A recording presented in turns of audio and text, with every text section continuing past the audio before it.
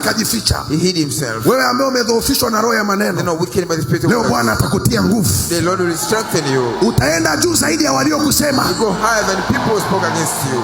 Roho ya maneno, The spirit of words, uvuruga fahamu za watu. frustrates the minds of Kwa hiyo people. hata kama mtu alikuwa na kichwa kilichotulia, If someone had a calm mind, ngoja asikie maumbea, now when they hear the gossips, utaona na akti kama chichi. you see, Jinga tu. they act like a Kama ni fool. mke asalimii tena.